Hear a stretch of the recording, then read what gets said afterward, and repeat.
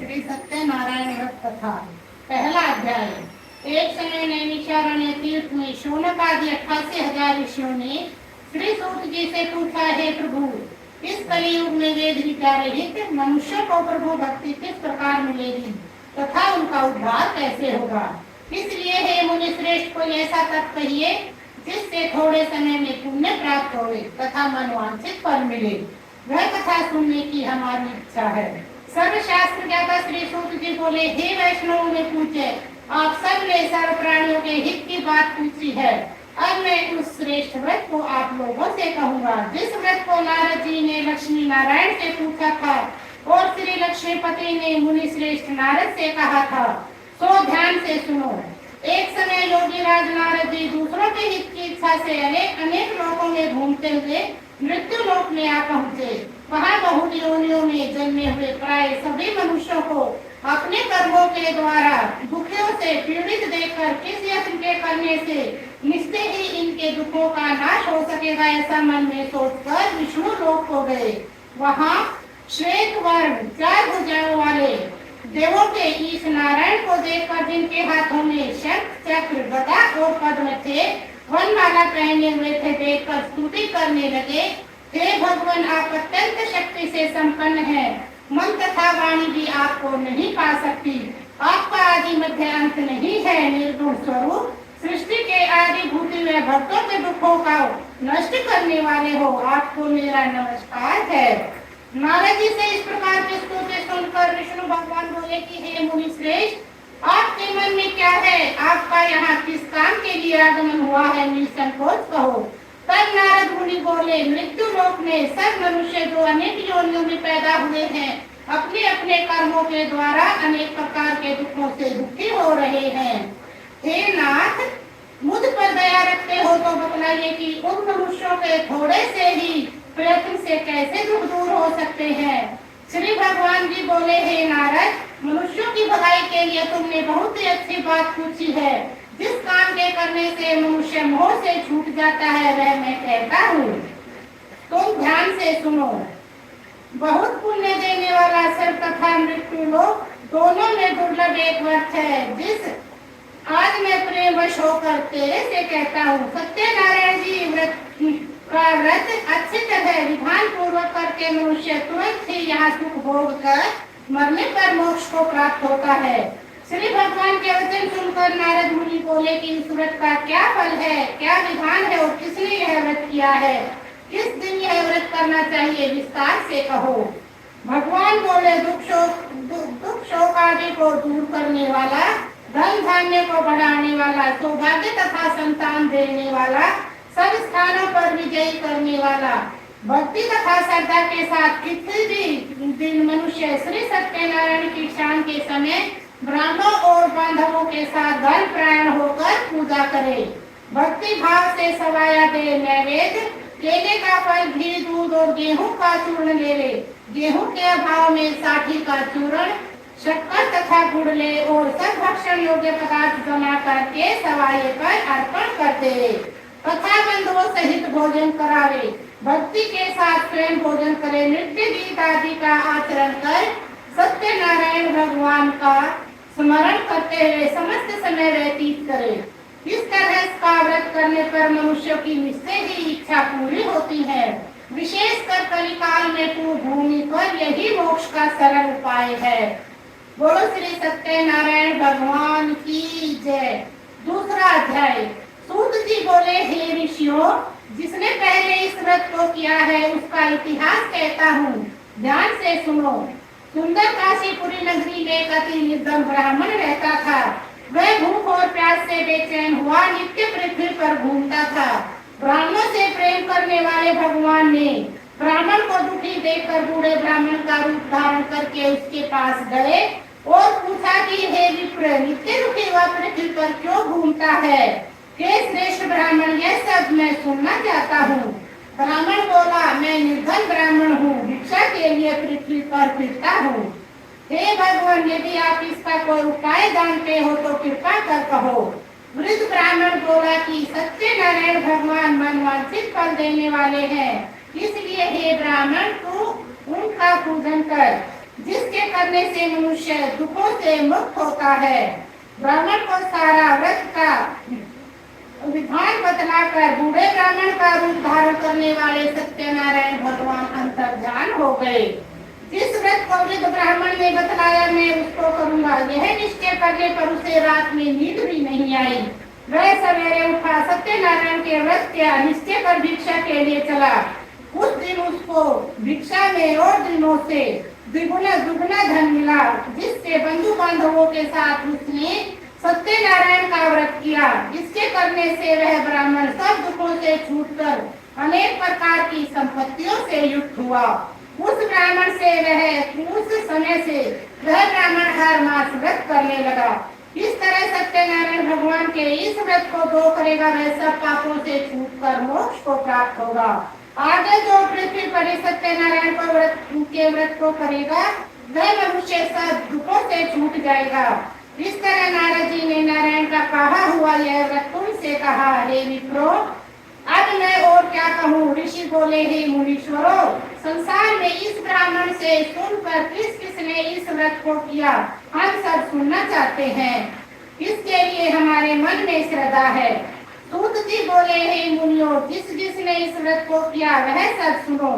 एक समय वह ब्राह्मण धन और ऐश्वर्य के अनुसार बंधु बांधवों के साथ व्रत करने को तैयार हुआ। उसी समय एक लकड़ी बेचने वाला बूढ़ा वहां आया। बाहर लकड़ियों को रखकर ब्राह्मण के मकान में गया। प्यास से दुखी लकड़हारे ने उसको व्रत करते देखकर लकड़हारा ब्राह्मण को नमस्कार करने पर कहने लगा कि आप ये क्या कर रहे हैं और इसके करने से क्या फल मिलता है, कृपा कर मुझसे कहो। ब्राह्मण ने कहा, सब मनोकामना को पूरा करने वाला ये सत्यनारायण भगवान का व्रत है। इसकी कृपा से ही मेरे यहाँ धन धान्य की वृद्धि हुई है। ब्राह्मण से इस व्रत के बारे में जानकर लकड़हारा बहुत प्रसन्न हुआ। चरणामृत ले और प्रसाद खाने के बाद अपने घर को गया। लकड़हारे ने मन में इस प्रकार का संकल्प किया कि आज ग्राम में लकड़ी बेचने से जो धन मिलेगा उससे सत्यनारायण देव का उत्तम व्रत करूंगा। यह मन में विचार कर वह बूढ़ा लकड़हारा अपने सिर पर लकड़ियों का रथ को रखकर जिस नगर में धनवान लोग रहते थे उस नगर में गया। वह ऐसे सुंदर नगर में गया उस रोज वहां पर उसे लकड़ियों का दाम पहले से 4 गुना मिला। तब वह बूढ़ा लकड़हारा दाम ले और अति प्रसन्न होकर केले की फली, शक्कर, घी, दूध, गेहूं, दही आदि दूध, दही, गेहूं का चूर्ण आदि सत्यनारायण भगवान के व्रत की कुछ सामग्रियों को लेकर अपने घर गया। फिर उसने सब अपने भाइयों को बुलाकर विधि के साथ भगवान जी का पूजन और व्रत किया। उस व्रत के प्रभाव से बूढ़ा लकड़हारा धन, पुत्र आदि से युक्त हुआ और संसार में समस्त सुख भोग कर वैकुंठ को चला गया। बोले श्री सत्यनारायण भगवान की जय। तीसरा अध्याय। सूत जी बोले, हे श्रेष्ठ मुनियों, अब आगे की कथा कहता हूँ, सुनो। पहले समय में उनका मुख नाम का एक बुद्धिमान राजा था। वह सत्यवक्ता और जितेंद्रिय था। प्रतिदिन देव स्थानों पर जाकर गरीबों को धन देकर उनके कष्ट दूर करता था। उसकी पत्नी कमल के समान मुख वाली सती साध्वी थी। भद्रशिला नदी के तट पर उन दोनों ने सत्यदेव नारायण देव का व्रत किया। उस समय वहाँ एक साधु वैश्य आया। उसके पास व्यापार के लिए बहुत सा धन था। नाव को किनारे ठहरा कर राजा के पास गया और राजा को व्रत करते हुए देखकर विनय के साथ पूछने लगा कि हे राजन, भक्ति युक्त चित्त से ये आप क्या कर रहे हैं? मेरी सुनने की इच्छा है, यह आप मुझसे बताइए। राजा बोला, हे साधु, अपने बांधवों के साथ पुत्र प्राप्ति के लिए मैं महाशक्तिमान सत्यनारायण भगवान का व्रत कर रहा हूँ। राजा के वचन सुनकर साधु आदर के साथ बोला, हे राजन, मुझसे इसका संविधान कहो, मैं भी आपके कथानुसार इस व्रत को करूँगा। मेरे भी कोई संतान नहीं है, निश्चय ही इससे होगी। राजा से संविधान सुन व्यापार से निवृत्त हो आनंद के साथ घर गया।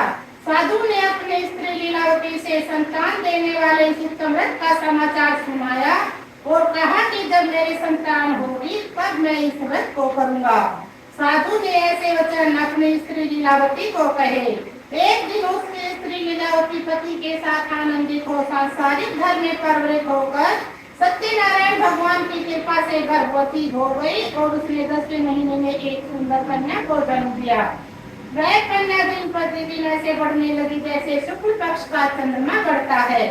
कन्या का नाम कलावती रखा गया। तब लीलावती ने मीठे शब्दों में अपने पति से कहा कि आपने जो संकल्प किया था कि मैं व्रत करूंगा, आप उसे करिए। तब साधु बोला कि हे प्रिय, इसके विवाह कर करूंगा। अपनी पत्नी को आश्वासन दे वह नगर को गया। कलावती पुत्री घर में वृद्धि को प्राप्त हो गई। साधु ने जब नगर में सखियों के साथ अपनी पुत्री को देखा तो तुरंत दूत बुलाकर कहा कि पुत्री के वास्ते सुयोग्य वणिक पुत्र देख कर लाओ। साधु की आज्ञा पाकर दूत कंचन नगर पहुंचा। वहाँ पर बड़ी खोज पर देखभाल कर लड़की के लिए सुयोग्य वणिक पुत्र को ले आया। उस सुयोग्य लड़के को देखकर साधु ने अपने भाई बंधुओं सहित अपनी प्रसन्न चित्त अपनी पुत्री का विवाह उसके साथ कर दिया, किंतु दुर्भाग्य से विवाह के समय भी उस व्रत को करना भूल गया। तब श्री सत्यनारायण भगवान क्रोधित हो गए और श्राप दिया कि तुम्हें दारुण दुख प्राप्त होगा।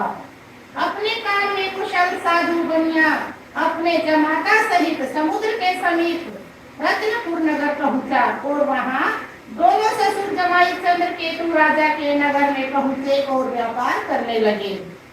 एक रोज भगवान सत्यनारायण की माया से प्रेरित कोई चोर राजा का धन चुरा कर शीघ्र ही जा रहा था, किंतु पीछे से राजा के दूतों को आता देखकर चोरों ने घबराते हुए धन को वही चुपचाप रख दिया जहाँ वो दोनों ससुर जमाई ठहरे हुए थे। तब दूतों ने उस साधु वैश्य के पास जाकर धन को रखा देखकर दोनों को बांध कर ले गए और दौड़ते हुए राजा के समीप जाकर बोले कि हम ये दो चोर पकड़ लाए हैं, देख कर आज्ञा दें। राजा की आज्ञा से उनको कठिन कारावास में डाल दिया गया और उनका धन सब राजा ने छीन लिया। उसी श्राप के द्वारा उसकी पत्नी घर पर बहुत दुखी हुई। घर पर जो धन रखा था उसे चोर चुरा कर ले गए। शारीरिक और मानसिक पीड़ा में भूख प्यास से अति दुखित हो अन्न की चिंता में कलावती एक ब्राह्मण के घर गई। वहाँ उसने सत्यनारायण व्रत होते देखा। वहाँ उसने कथा सुनी और प्रसाद ग्रहण कर रात को घर आई। माता ने कलावती से कहा कि हे पुत्री, अब तक कहाँ रही वे, तेरे मन में क्या है? कलावती बोली, हे माता, मैंने एक ब्राह्मण के घर सत्यनारायण का व्रत होते देखा है। कन्या के वचन सुनकर लीलावती भगवान के पूजन की तैयारी करने लगी। लीलावती ने अपने परिवार और बंधुओं सहित भगवान का पूजन किया और वर मांगा कि मेरे पति और दामाद शीघ्र आ जाने और प्रार्थना की कि हम सबका अपराध क्षमा करो। सत्यनारायण भगवान इस व्रत से संतुष्ट हो गए और राजा चंद्रकेतु को स्वप्न में दिखाई दिए और कहा, हे राजन, दोनों बंदी वैसे प्रातः ही छोड़ दो और उनका सब धन तुमने ग्रहण किया है वो उन्हें लौटा दो, नहीं तो तेरा धन, राज्य, पुत्र आदि सब नष्ट कर दूंगा। राजा से ऐसा वचन कहकर भगवान अंतर्धान हो गए। प्रातःकाल राजा चंद्रकेतु ने सभा में अपना स्वप्न सुनाया और दोनों को कैद से मुक्त कर सभा में बुलाया। दोनों ने आके ही राजा को नमस्कार किया। राजा मीठे वचनों से बोले कि हे महानुभावों, भाग्यवश ऐसा कठिन दुख प्राप्त हुआ है, अब कोई भय की बात नहीं है। ऐसा कहकर राजा ने उनको नए नए आभूषण और वस्त्र पहनाए और जितना उनका धन लिया था उससे दुगना धन देकर उनको विदा किया। दोनों वैश्य अपने घर को चल दिए। बोलो श्री सत्यनारायण भगवान की जय। चौथा अध्याय। सूत जी बोले, वैश्य ने मंगलाचार करके यात्रा आरंभ की और अपने नगर की ओर चला। उनके थोड़ी दूर पहुंचने पर दंडी वेशधारी सत्यनारायण ने उनसे पूछा कि हे साधु, तेरी नाव में क्या है? अभिमानी वणिक पुत्र हंसता हुआ बोला कि हे दंडी, आप क्यों पूछते हो? क्या धन लेने की इच्छा है? मेरी नाव में तो बेल पत्ते भरे हुए हैं। वैश्य का कठोर वचन सुनकर भगवान ने कहा कि तुम्हारा वचन सत्य हो। ऐसा कहकर दंडी वहां से चले गए और कुछ दूर जाकर समुद्र के किनारे बैठ गए। दंडी के जाने पर वैश्य ने नित्य क्रिया करने के बाद नाव को ऊंचा उठा देखकर अचंभा किया तथा नाव में बेल पत्ते देखकर मूर्छित हो जमीन पर गिर पड़ा। फिर मूर्छा खुलने पर शोक करने लगा। तब उसका दामाद बोला कि आप शोक नहीं करेंगे, दंडी का श्राप है, अतः उनकी शरण में चलना चाहिए, तभी हमारी मनोकामना पूरी होगी। दामाद के वचन सुन वह दंडी के पास पहुंचा, अत्यंत भक्ति भाव से नमस्कार करके बोला, मैंने जो आपसे सत्य वचन कहे हैं उन्हें क्षमा करे। ऐसा कहकर महान शोकातुर हो रोने लगा। तब दंडी भगवान बोले कि हे वणिक पुत्र, मेरी आज्ञा से बार बार तुम्हें दुख प्राप्त हुआ है, तू मेरी पूजा से विमुख हुआ है। साधु बोला, हे भगवान, आपकी माया से मोहित ब्रह्मा आदि भी आपके रूप को नहीं जानते, तब मैं अज्ञानी कैसे जान सकता हूँ। आप प्रसन्न होइए, मैं सामर्थ्य के अनुसार आपकी पूजा करूँगा। मेरी रक्षा करो, पहले के समान मेरी नौका में धन भर दो।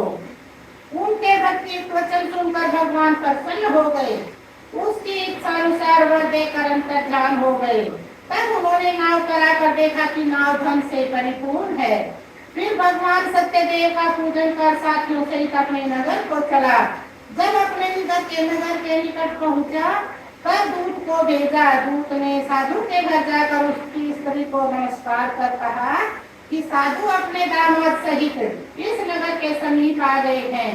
ऐसा वचन सुन सती ने बड़े हर्ष के साथ सत्यदेव का पूजन कर पुत्री से कहा कि मैं अपने पति के दर्शन को जाती हूँ, तू कार्य पूर्ण करके शीघ्र आना।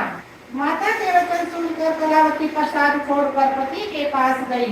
प्रसाद की अवज्ञा के कारण सत्यदेव ने रुष्ट हो उसके पति को नाव सहित पानी में डुबो दिया।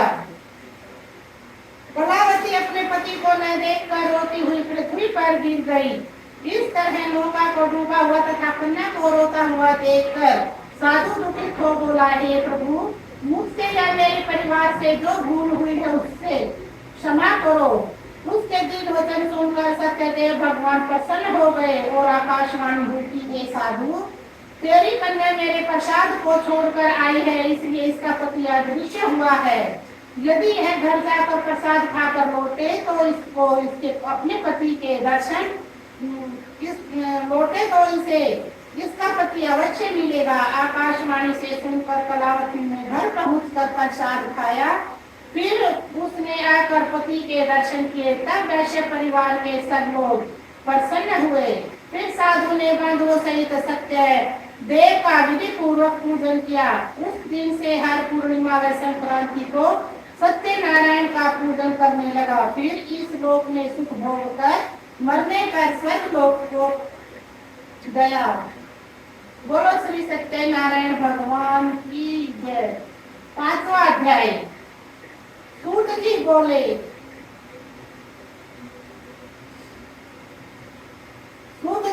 हे ऋषियों, मैं और भी कथा कहता हूँ, सुनो। प्रजा पालन में तुम ध्वज नाम का राजा था। उसने भी भगवान का प्रसाद त्याग कर बड़ा दुख पाया। एक समय वन में जाकर पशुओं को मारकर बड़ के पेड़ के नीचे आया। उसने भक्ति भाव से ग्वालों को बांधवों सहित सत्यनारायण का पूजन करते देखा। राजा देखकर भी अभिमान वश वहां नहीं गया और न ही उसने नमस्कार किया। जब ग्वालों ने भगवान का प्रसाद उसके सामने रखा तो वह प्रसाद को त्याग कर अपनी सुंदर नगरी को चला गया। वहां उसने अपना सब कुछ नष्ट पाया तो वे जान गया कि यह सब सत्य भगवान सत्यनारायण भगवान ने किया है। तब विश्वास कर ग्वालों के समीप गया और विधि पूर्वक पूजन कर प्रसाद खाया तो सत्यदेव की कृपा से जैसा था वैसा ही हो गया तथा सुख भोग कर मरने पर स्वर्ग लोक हो गया। जो मनुष्य इस परम दुर्लभ व्रत को करेगा, भगवान की कृपा से उसे धन धान्य की प्राप्ति होगी। निर्धन धनी होता है, बंदी बंधन से मुक्त होकर निर्भय हो जाता है। संतानहीनों को संतान प्राप्ति होती है। सब मनोरथ पूर्ण होकर अंत में वैकुंठ धाम हो जाता है। जिन्होंने पहले इस व्रत को किया उसके अगले जन्म की कथा कहता हूँ। वृद्धस्थानन ब्राह्मण सुदामा का जन्म लेकर मोक्ष को पाया। उनका मुख नाम का राजा दशरथ होकर वैकुंठ को प्राप्त हुआ। साधु नाम के वैश्य ने मोरध्वज बनकर अपने पुत्र को आरे से चीर कर मोक्ष को प्राप्त किया। महाराज तुंगध्वज ने स्वयंभू होकर भगवान के भक्ति उत्पन्न कर मोक्ष को प्राप्त किया। बोलो श्री सत्यनारायण भगवान की जय। जय श्री सत्यनारायण भगवान, जय श्री सत्यनारायण भगवान, जय श्री